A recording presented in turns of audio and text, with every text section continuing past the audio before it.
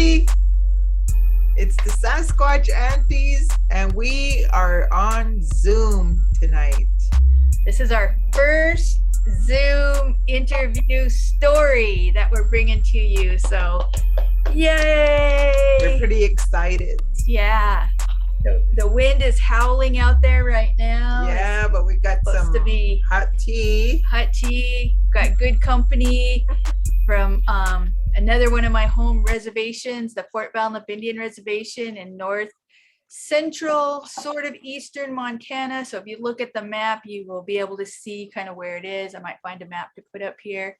And we are located on the Blackfeet Reservation, which is about how many miles east? I don't know, because I don't measure.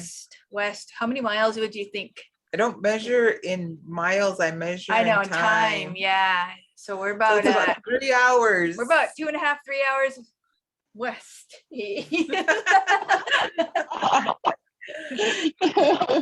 But we're really excited to have our guest here. So what we did was last month in October, we put out a post on Facebook asking for Bigfoot stories because it's been so hard to connect with people in person. So what we decided to do is just do a video Zoom and seeing what kind of interest was out there. And there was quite a few people, interested. So we'll be having some more coming up, and we hope that you all enjoy this format. It's better than nothing, right? And so anyway, really happy to have Emerald Tucker with us from the Fort Belknap Indian Reservation. Emerald, if you'd like to introduce yourself to everybody. Hi, my name is Emerald Tucker. I'm from Fort Belknap.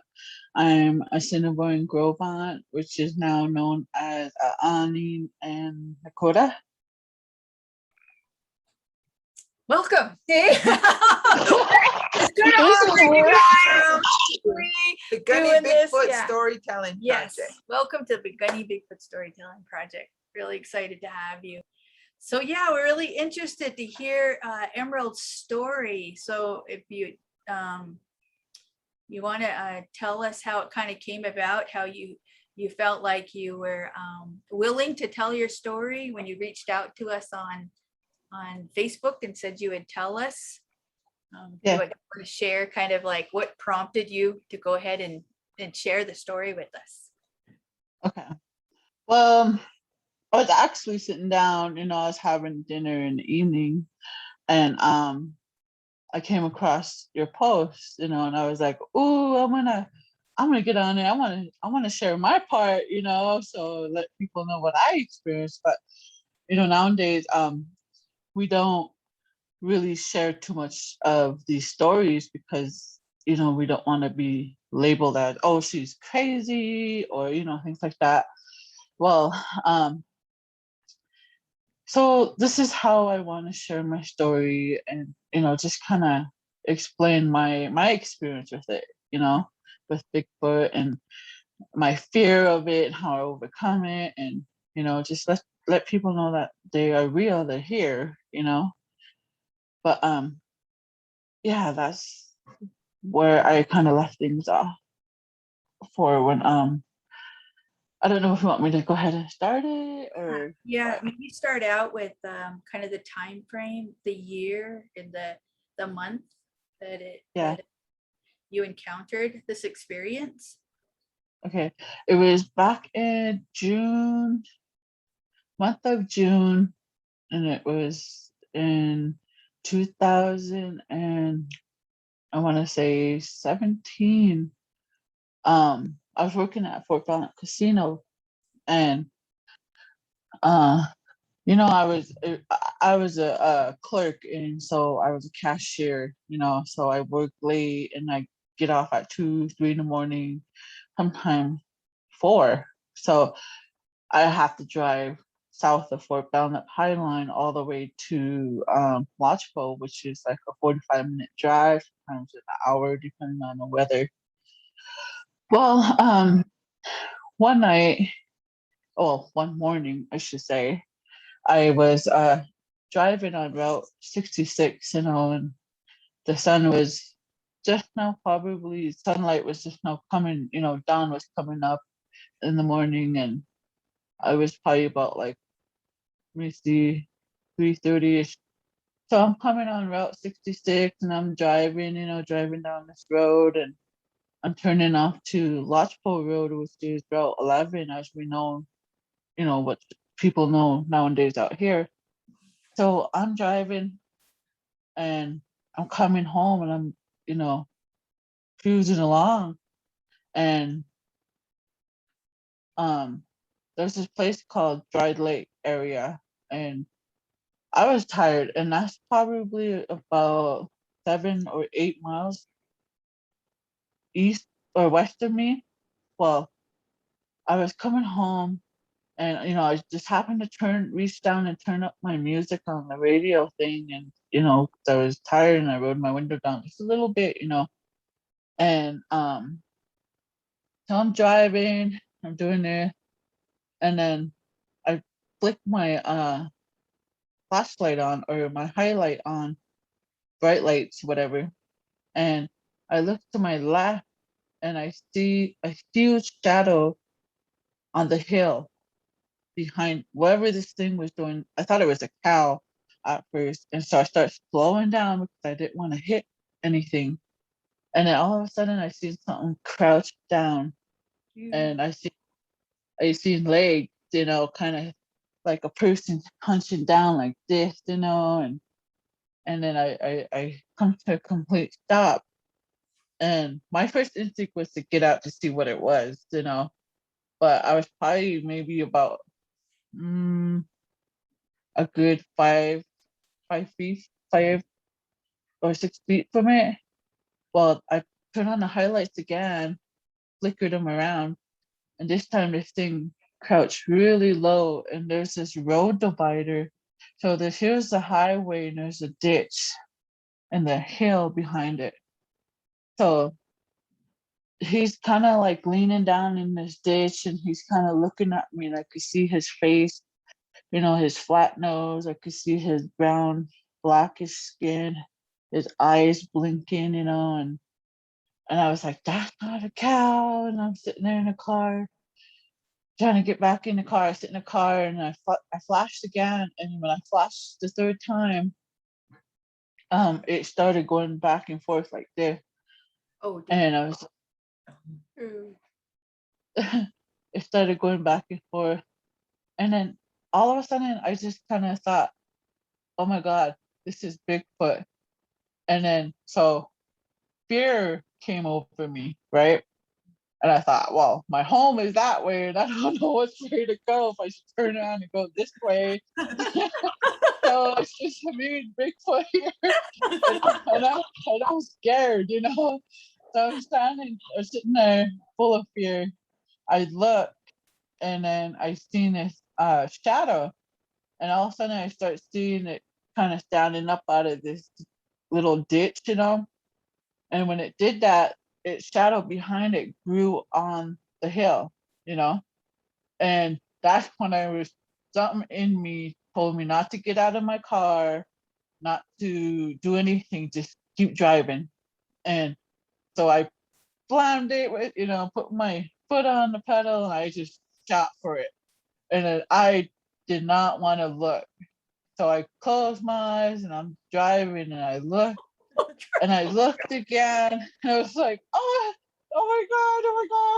So I kept driving, and then so I get home, I race inside the house, and everybody's asleep, and I wake everybody up, and I was like, I see Bigfoot, oh my God, I see Silverback, or whatever the heck you call it. I told my dad's like, what? He's like, you better start getting home early, And so so a few days go by. I call my cousin Joe. His name's Joe Small from Rocky Boy. And I said, hey, you want to come with me to check out to see if there's footprints over there, in his area? So I kind of telling him my story, like I'm telling you my experience with him, sharing my experiences. And he goes, well, I don't know if that's a good idea, I said, yeah, well, it's right along the road there. It's pretty safe, I think, you know. I And think. then he's like, he goes, well, I don't know. It's I wouldn't want to mess with it. You know, he was just like telling me all the stories that he heard about Bigfoot stories and stuff and how they disappear and, you know, like show themselves. And if it's meant for you, it's meant for you. And so I was sitting there while he was talking. I kept replaying this memory of the creature that I see in his face, you know. It's a face that he'll never forget, you Mhm. know. Sometimes I even what do you call it? Kind of think to myself like, why am I living out here way out in the country in the boonies, closer to the mountains, you know? And um I was full of fear for a while, for about almost a month, and I told my dad that, hey dad, you know, I cannot work late in the mornings anymore and drive out here, you know, I'm gonna see things and stuff like that. And he was like, well, you know, Emerald, you're gonna see things. You're gonna see some very odd things in this world that we can't control, you know. And if you're meant to see them, you're meant to see them, and that's just what it is, and that's life. So I took that advice and I learned to be more open-minded when I see these things, you know. And um, I'll never forget that experience. You know what I mean? Mhm. To have that experience, it's hard. It's hard to carry that because I travel that road every day of my life. I go to work, I come back and forth. A lot of people go on this route, you know. And I always ask my grandmother at the time, Lenora Stefan, you know, my belated Niwa, she lives out there in that country where that silverback walks, you know. And I always ask her, do you hear things like this out here with Bigfoot? Or, you know, do you have experience with Bigfoot out here? She's like, sometimes I do, you know. She'll tell me she'll hear like um heavy footsteps walking around her place, you know, outside in the snow, crunches, you know, but she doesn't go out there and go, you know. Sometimes she has these dogs, you know, they bark around and whine around and stuff, but it's really known in that area in between Dry Lake there and Lake 17 and so forth. And they said that's where they call Silverback Bigfoot travel, you know, from Mhm. mountain to mountain in that trail. So um when it's night or really late after midnight, I'm always with somebody because I don't want to be alone, you know. And Yeah. um it's very scary. And um I do know that a couple months later I would have dreams about Bigfoot coming to my house, you know, like in the back and, you know, just showing themselves. And I would tell my dad, like, oh, I have dreams about Bigfoot and two of them, you know. And it's just like, what were they doing? One was big and the other one was kind of short and they were hunchy, you know, hunchback kind of like. And I said, I don't know what that means, you know. And oh, my dad just told me, well, just pray about it, you know, and just ask, wonder what's going on, you know, and you'll find your answer. And I was just like, pray about it, you know. Maybe I'm just having dreams, or maybe I'm just having a nightmare or something, you know. But um, after a while, as time went on, I learned that uh, Bigfoot comes around for a purpose, you know. It could mean many things in the Native American culture, you know, good or bad, or it could be your helper or something, you know. But I always try to stay away from those big beings, you know, and respect that because they're very strong, you know, different um what do they call those? Sasquatch and they got all kinds of different names for them, but um I just have that much respect, you know. And some people always tell me around here, you know, oh, you don't want to hear Bigfoot howling around out there. You know, you might be scared for the rest of your life. Stuff. And I don't really share a lot of my stories because I don't want to frighten anybody else from my experience, you know, or get labeled as she's crazy. So Mhm. I just wanted to talk about that tonight. And I always think like, oh, I don't want to. I know there's many people here on a reservation that has experienced Bigfoot. Like police officers and people that went hunting and in the mountains or around the mountains or in the prairies. So they're out there. They make themselves known, and we're well aware that they live here in Little Rockies and all along the backbone of the mountains. Glaciers all the way down. That's their home. That's where they live. So, but we know that they're very well known to make animal calls and bird callings and stuff like that too. So we got to know the differences of that. And my uncle always tells me, when you go in the mountains, always carry a gun or always have somebody with you or a dog, something, and don't go alone. And I was like, okay. So I was just like, oh my god. But I'm always with a group of people when I go, so that makes it that much better. But I don't like to be stuck in the mountains. So I make sure everything's up to par and I'm in there and out. That's it. Getting my word, and or if I'm up there for a culture ceremony, then But yeah, where Bigfoot lives here, right here at home in the mountains, and a lot of us that know that, we don't really go looking for it or anything. We don't want to disturb that, because we know how strong they are, what they're capable of, to do and stuff. So that's what I just wanted to share tonight. Thank you, Emerald. Yeah, thanks. Did you was it light enough to tell what color it was, or was it still too dark out?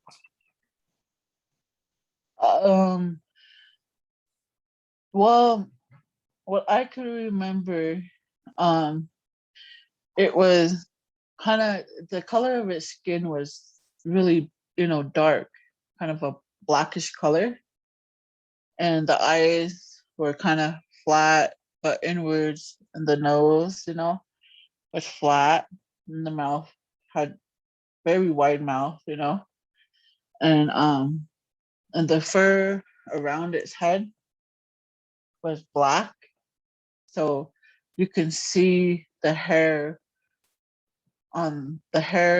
standing up through the shadow with when the lights hit it, and on the hillside of it you can see the shape of the head and the shoulders and the knees. Wow.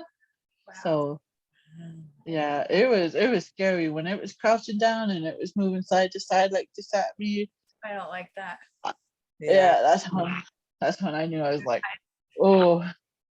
my I've dad said don't ever my dad said, "Don't you ever get out of a vehicle because another one could still be around." Mhm. We've heard So, that. We've heard the same thing, that if you see one, there's Yeah. not just one, that there's always more around. Yeah. yeah. So I thought tonight when I was going to talk to you ladies about this story, I thought, ooh, I better turn on all my lights. Close all your curtains. I said with our curtain closed. No wonder the old ones always made us close windows and I know. shades and curtains. Yeah. It's always been like that, huh? There's Yeah. a story up here. I don't know if they tell it in Fort Belknap, but here it would say our grandparents and stuff would tell us, don't look out the window at night. I said, or you'll get your face twisted. Ooh. We would never look out the window. I was like, I don't know if Bigfoot's into twisting faces, but Well, another thing about its eyes, their eyes don't have white in them like how human eyes are. Their eyes they're I don't know how to put it, but it's hard to describe because when he was he or she was leaning down. I call it he because it was such a strong um and it what do you call it, energy that was giving it off as a male, you know what I mean? I don't know how I know, I just no, I'm just saying a he. So when it was when I was looking at it, it blinked like really slow, you know, and I thought, oh my god, it doesn't have eyes like us. It's just like pretty big. Their eyes are really big, you know, on the side there. But the way it blinks like that, it was just weird. And yeah, I could still see the picture of it, you know, I could still remember it clearly, you know. Um, the only thing I was really grateful is not to hear how it sounds, you Yeah. know. Yeah. So, but the action of it told me a lot, Ooh, you know. Yeah. So when you were driving away, is that when it was starting to try to like stand back up, or? When I was driving towards it, because my home is behind it, so my home is like 8 miles that way towards Lodgepole. So like I said, you know, I can either back up and drive back to Hayes and wait for somebody to bring me home, or go straight to Lodgepole and face this thing really, you know, and go straight to Lodgepole. But um when I was driving and I put my foot on the pedal, you know, and I'm full of fear and I'm hanging on, you know. I close my eyes like this, and then I just glance to look to see if, you know, if I'm gonna hit this thing or not, you know. But when it was just coming up just a little bit, and I seen its shadow rising up on the hill behind it, and I thought, oh my god! I closed my eyes again, and that's when I looked. And when I looked, it was the light, the headlights already went past this being, you know. So it was already dark and I couldn't see anything. So I knew it was still there and I was not going to be ready to see it or get hit by it or whatever. I was just wanted to get home, you Yeah. know. Speechless right now. That is really that's a real close encounter, you know, to see one that close. And you know, all the like the stories I've heard, it's not uncommon for them to go to the road, you know, to be by highways and to be by you know, little country roads. um and a lot of people, that's where they have their sightings, is while they're driving down the road. Probably because Fort Belknap has those mountain areas, you know, it's kind of a prime place for them to hang out. Well, yeah. I mean, I've heard people tell me some stories when I'm home because everybody Mhm. knows about our channel. So I've had Mhm. some individuals come and tell me, hey, I have a Bigfoot story, and they would tell me some of the stories, and I can't remember this gentleman, and I don't know if he lives in Hayes or Lodgepole, but he's older. And Putty were sitting outside of Albertsons, and he came out, and I wish I could remember his name, but I can't. And she knew he had some Bigfoot stories, and she told him, oh hey, this one, she has a Bigfoot channel. She records Bigfoot stories. And so he started telling me his couple stories, and Mhm. I think a couple of them were in the canyon over in Hayes, the canyon. He actually seen at daylight. He was pretty scared too. He said he was pretty scared. He was up there hunting and he was alone. And then another time, I think in White Cow Canyon, he said he had seen it again. So he had seen it at least more than once, twice, or three times at the most. And anyway, he had told me his entire stories. He sat there for a while at that table, and then of course he left. And after he left, Putty said he doesn't hardly talk. She said that's the most I've heard him talk. And I think it was because he was able to have somebody sit there and listen to his story that Mhm. believed him. you know, and that's what we find, like a lot of folks, not just within our Indian communities, because we listen to other stories, you know, on YouTube, and listen to letters that people write about, and a lot of people really feel like, oh, no one's going to believe me. And I like what somebody said on that post. You have to read it. You know, somebody was teasing around that, they, you know, they don't exist. And that person responded that he said they're a myth, they don't exist. yeah. Other comment there was, this guy says, well, that myth walked in front of me. Yeah. Somebody said, oh, they want to get the myth. And then he said, well, that myth walked in front of me a few years ago. I think more and more people are coming out and being willing to share. And the thing about it is, it helps others that are thinking about sharing their story, or don't want to share their story. It just gives them validity, you know, that they know that they're not alone in what they saw, you know, and they're not. And there was another thing I wanted to say, sorry to cut you off.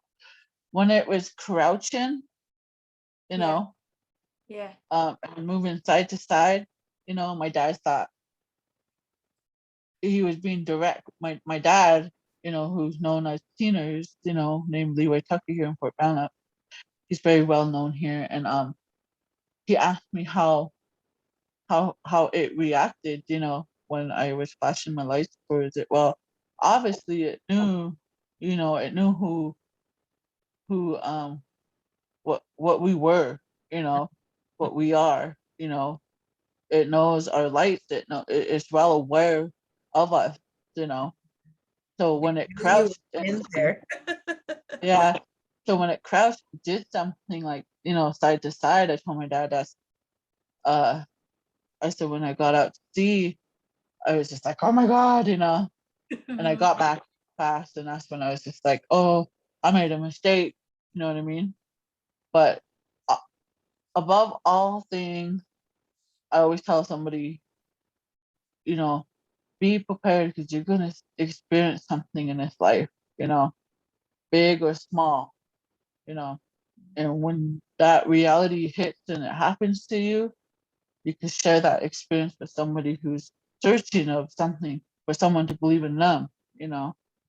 And my dad always told me, you're always gonna see something in this life, big or small, you know, you're gonna experience something. And my dad went through a lot in his life, and he experienced a lot, and he shared a lot with me. And when I have experienced that for the first time in my life, by myself, you know, that made me a true believer. You know, it opened up my mind. I was acceptable with it. And when all these other things start coming in later down the road, I was like, you know, and fear will control your life, you know, if you don't know how to overcome that, or face that, or accept that reality, you know. And my number one rule was to always get home before dark, or never travel late, you know. So these things will set your mind straight, your priorities, your time in the day, you know what I mean? So that's what I wanted to share. Yeah, I think there's so many things in this world that we don't know is out there.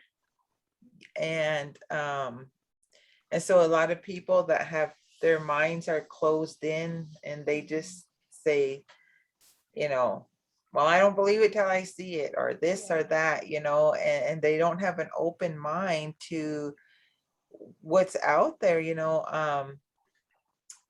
When they do have, you know, because like you said, throughout our life, at one point in our life, we're going to experience something we never thought existed in this life, you know. Whether it be like even like a UFO, or Bigfoot, or you know, something supernatural or paranormal, or something that we just probably thought that could never happen, you know. And I think, you know, everybody at some point in their life have some type of experience. And once you do, like you said, once you have that experience, nobody can ever tell you that Bigfoot don't exist. Nobody can ever tell you that Sasquatch doesn't exist, because you know what you saw, and you had that experience. And even though maybe you might have said, I wish I didn't see it, but you did, and that's gonna be a part of your life for the rest of your life. But I think sometime down the road, as we get older and we get a little bit more wisdom, we're able to use that experience for a more positive thing in our life, and like you said, not let it get fear, don't let fear develop because of that experience, but take it as something we can learn from, and know that there's so many other things in this world that we just haven't experienced yet. And my dad always told me, don't let that curiosity get the best of you, girl. Someday it's gonna kill you. Oh, yeah. So I was like, and I'm kind of like a curiosity person. I'm like, oh, I want to go find out, Mhm. and I have experienced a lot of crazy things out here by the little Rocky Mountains and around Fort Belknap, and a lot of people always say, oh, I can't believe you've seen a UFO or things like that, and it took some time to get used to seeing these things, and it wasn't easy for me. It took about a good 6 months of fear to break that ice, and it was open reality. Like it opened my mind a lot clearer than what we know today as education, or the things that we're given the tools to graduate with, and to carry with, to stuff tools in our belt and carry in life with us, for the rest of our life. But in the natural world that we have today, we're used to the modern world, and the natural world where Bigfoot and UFO are, that's where the real true story comes from. Because if you think about it, our ancestors carry these knowledges. They painted them on rocks, they painted them on hides, they shared those stories that way, and they passed them down generation to generation. But little did I know that I was gonna, see these things. It really, I'm just grateful to be sharing the story tonight with you ladies, and letting the world know, this is true. This is really happening. And if you're seeing these other these other wild natural ways of life that we don't really see with our own eyes day-to-day basis, it's there. We believe that, I believe it, but I don't want to experience it anymore. Yeah. Mhm. Yeah. Yeah. I've heard that. It's typical with folks that some that have seen it don't want to Mhm. see it again. Yeah, especially if you've had a real close encounter, like Yeah. where you seeing the face and you seeing the eyes blinking, and it's such a That's close. 5 to 6 it's feet. so terrifying Yeah. that you just don't ever want to Mhm. see it again, have something like that looking at you again. Hey, you said something about they call him a silverback. Do you know Yeah. why they call him that, or is it just something that the community has just called them, or?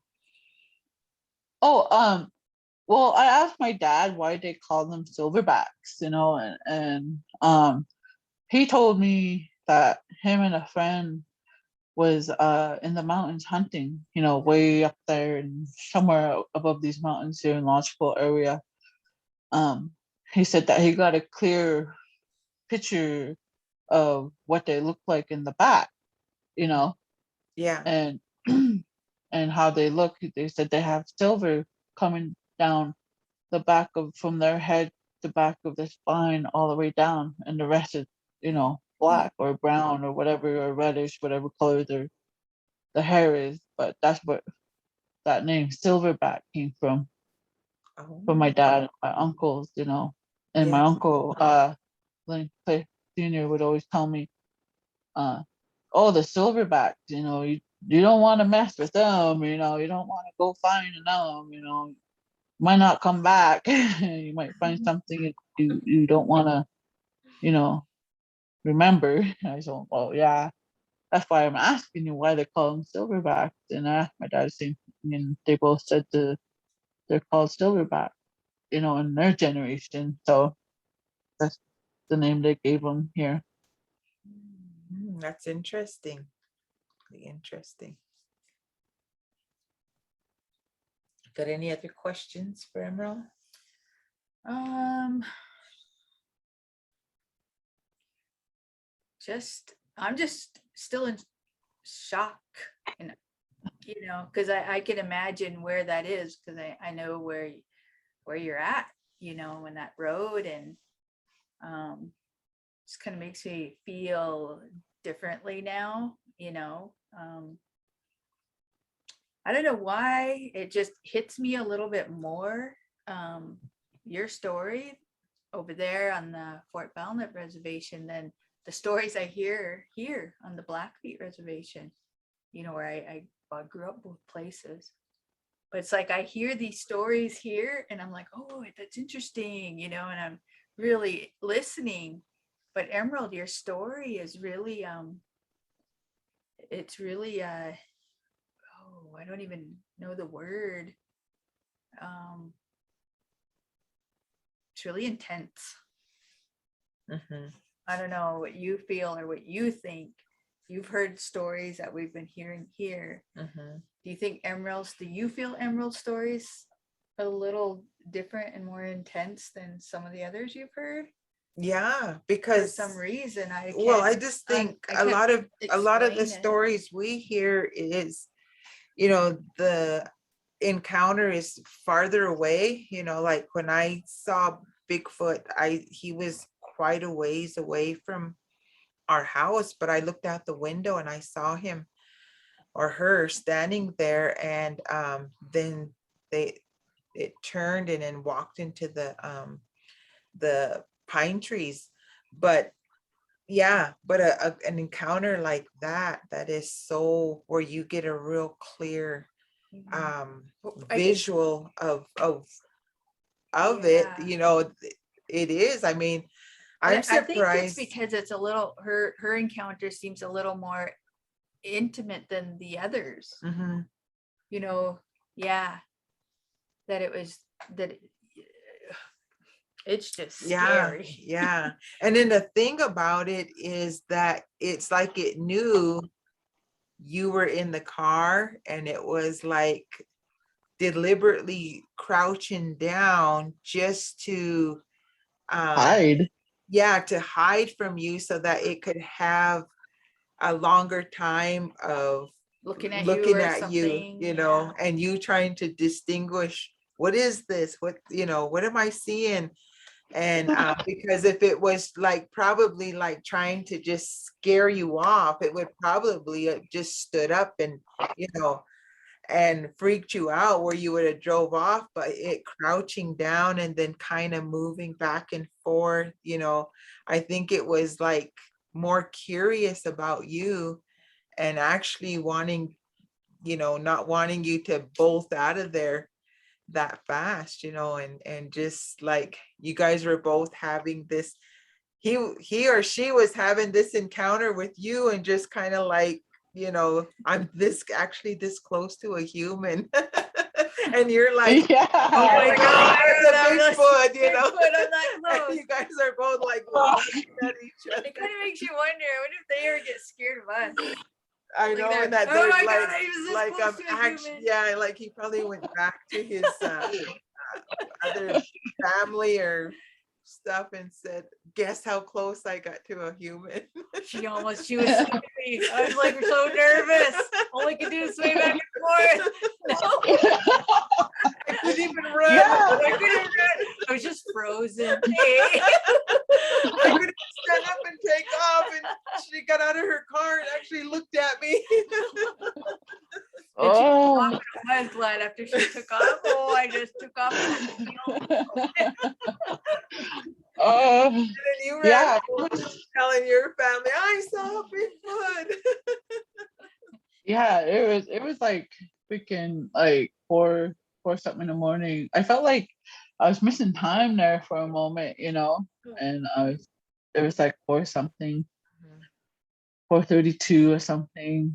I don't know. It was weird. And my brother, you know, at the time when I was telling him these things, and I was like, man, brother, come with me down to the agency when I go work, you know. Heck, he would go down there with me, and he would take off, and I would never see him, you know. And the next day I'll say, oh, sister, come get me, you know.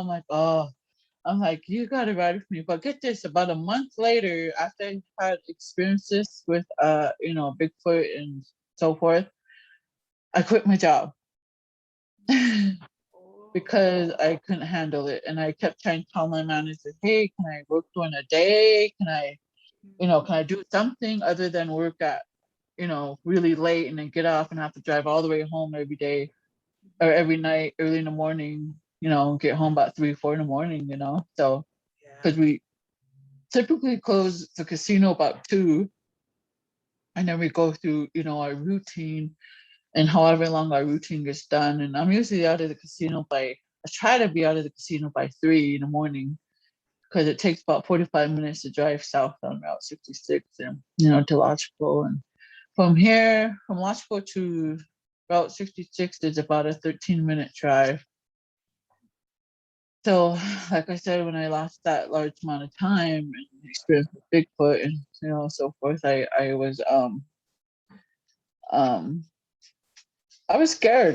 You know, it took me a while to sleep, you know, that morning, and knowing, you know, like, dang, this thing was huge. And, you know, my dad was just like tired and ornery, like, just go to bed, you know. And I was like, I can't, you know, what if that thing breaks the door down, you know? What if it follows me home? Yeah. Your I mind, mean, yeah, your mind just thinks all kinds of things, you know, when something that traumatic happens. yeah, it's hard. It takes a while for a human mind to accept these things, you know, and you can either accept it or let it drive you nuts. You know what I mean? Yeah. Mhm. Yeah. Yeah, that's right. So, and thank God I don't see it anymore. And, you know, and if I do see it, I always like remind myself, take a picture or take it, you know, get my video camera out, you know. And, oh my God. And then when it happens, you forget, you know, because Yeah. you don't want to miss nothing. So, yeah. There's no photos and good pictures and videos out there, because I think it just shocks the crap out of everyone. Huh? Yeah. Well, we're always saying, we got our camera ready, Get we your got camera everything ready. like that. And I said, then if we actually got a sighting, we Sighting. probably would just faint. I know. Oh, Freak out and faint and fall all over. And, yeah. and when I see Leilani's video a couple of months ago, when you guys were out in the country there in the Blackfeet area, you know, I don't know if it's by Big Chief Mountain or something like that. When you guys capture a voice of Bigfoot, you know. Oh, that, yeah, it was by Mad Wolf Mountain. Mad Wolf Yeah. Mountain. Yeah. I was like, oh my God, they better not walk across that fence, you know, they better go home. You know? Well, that was the same way, how you felt like you lost time, or like, you know, after that happened to you.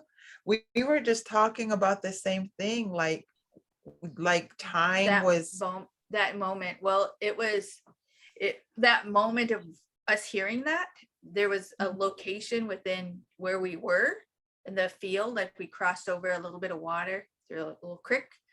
We came to Mhm. that area where you seen us, and that Mhm. whole entire time that we were there, we felt just odd. Mhm. We can't explain it. It just felt like the oddest place. Like And we weren't just aware of time. weird. It's like we weren't aware of like how long we've been there, what, it's like we weren't even thinking about like how long Time. we were there. Yeah. But it just felt like we didn't belong there. Mhm. But once when we left that area and we crossed back over through that same creek, it was back to like feeling like it is right now. Yeah, Normal. feeling real normal But and when we were over there and on that aware of area, time and everything like that. So yeah. But we plan on kind of doing we're gonna do a story on a that. story on that because We're gonna probably go back to that area and just share that experience, because I think what really prompted us to do it, we listened to two people on YouTube, and you should check them out. One is Steve, and he's on howtohunt.com. That's his YouTube channel. And what he does is he reads letters to the viewers, letters, Uh-huh. emails that come in of different encounters, experiences. I guess he gets thousands of them, and he reads them. They're really, really interesting. He goes out in these beautiful places in Canada where he lives, and he shares, the letters, the emails, and then he shares whatever he his thoughts are, whatever, because he had the experience at one time when he was a young man. So you could Mhm. listen to his story. And then another guy we listened to is Dave Politis, and he does the same thing. But it's not about Bigfoot. I mean, there are some emails that refer to Bigfoot, but mainly on missing persons, unusual Yeah. cases, not just regular missing person cases, but unusual cases of people in the wild. And there's certain parameters that surround those particular cases, but it's really interesting. And his channel is called CANAM Missing. And so you have to listen to that too, because but she'll send you a link. I'll send you a link. Yeah, send you a link to And them. for all of those watching, we'll just put the links down in our description. But yeah, I think you would really relate to a lot of those other stories that Mhm. you're, from all over the world, really. Yeah. Encounters. And some have been really intense, like yours, Mhm. just really yeah, I mean, there's just no It's words. heavy. Yeah, Yeah. there's no words to explain what you saw. Nothing. It's just like it's just crazy, Mhm. it's really I don't know. But I don't know if I would want to experience that and that no way, close up, no way. that close. But just know that you're not alone. You're not Mhm. alone even on our res over there. Yeah. There have Oh, stories, and we're going to try to collect more. You'll have to look at that post. There's one by our friend from over there. Just look at that post. You'll read it. You know who she is. I'll read it on our channel maybe if she gives me permission, but I'm gonna ask her. But yeah. Right out there in the canyon, I believe. And so yeah, and then folks over here that we haven't even put on our channel yet, they've had those certain, well, Warren said he would share his. He's got some scary ones that are pretty close Mhm. encounters of hunting right over here on the reservation. So yeah, and it sounds pretty similar. Some close encounters. A lot of folks over here. We just haven't had them recorded yet, but they're working on it. Mhm. Even if we just have to have them write it or something, or just audio record it, we'll get it out there.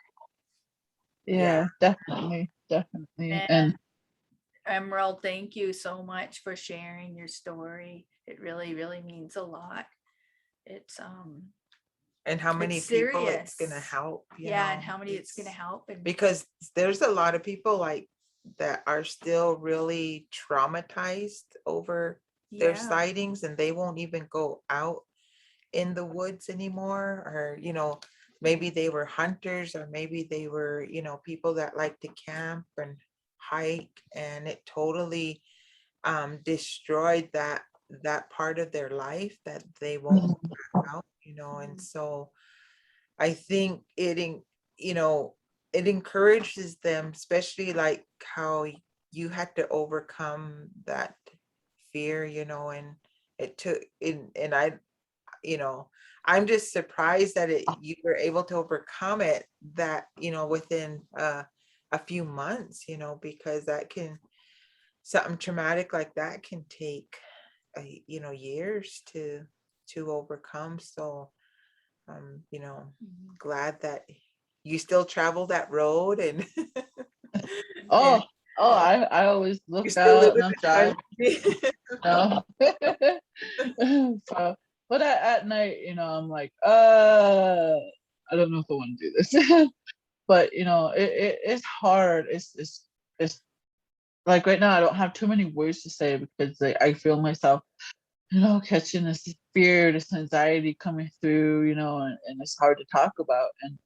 And nowadays people don't want to acknowledge that, because we're so brainwashed by what's in front of us, our cell phones, TVs, whatever it is. And that's why I always try to share my experience with other people. But yeah, it took about a couple months for me to get over the fear of it. I'm not saying get over the fear, but as you go through the fear and knowing that, like, okay, these are part of my life here on earth, and I gotta accept that. Mhm.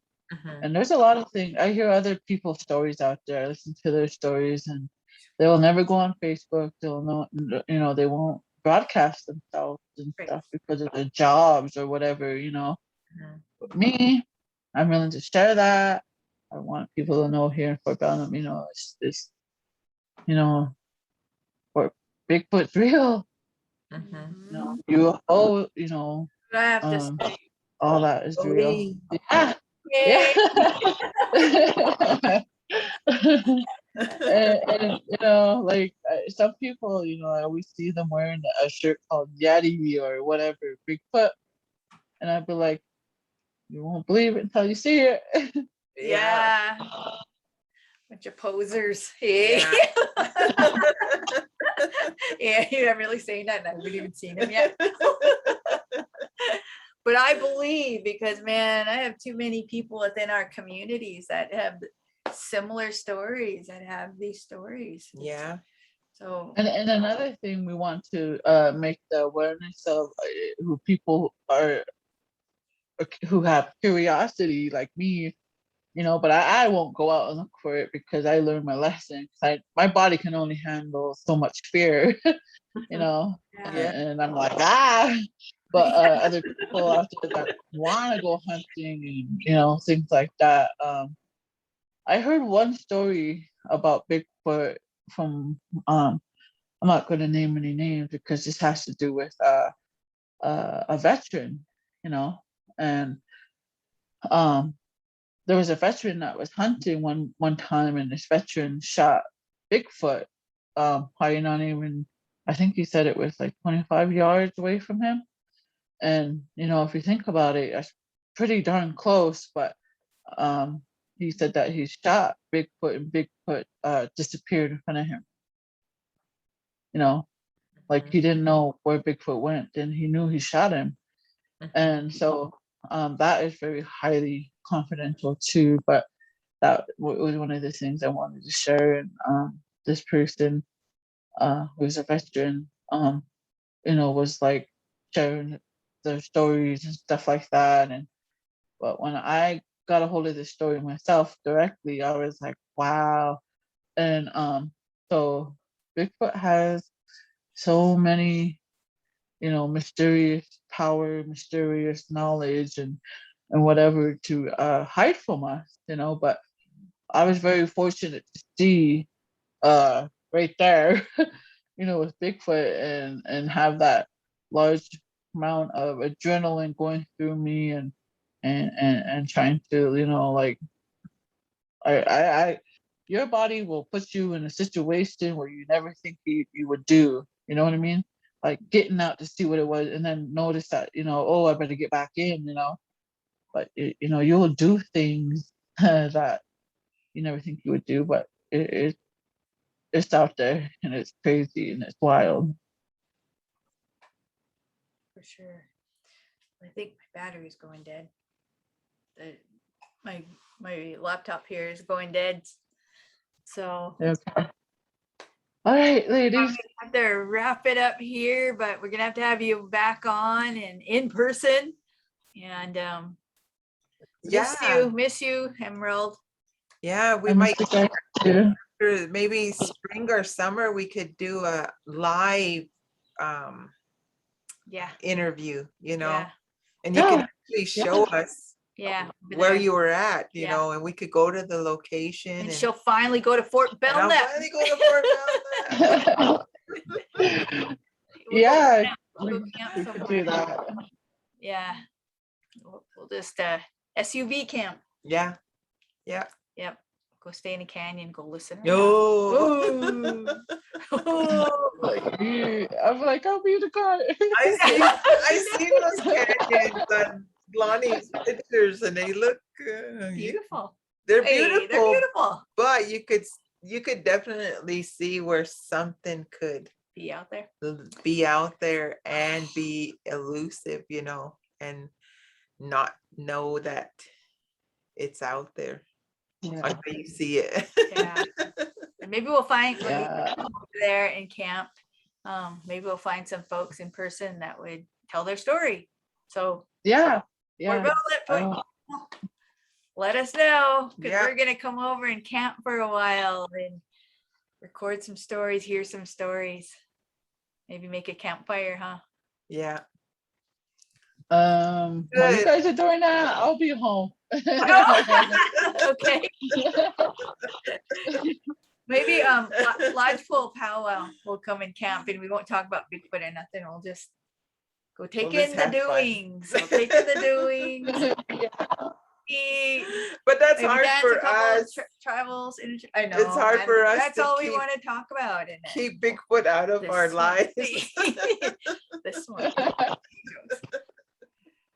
Okay, Emerald. Love you, and we'll keep in touch. Okay, sounds good. Happy holidays. Yep, you You too. too. Bye.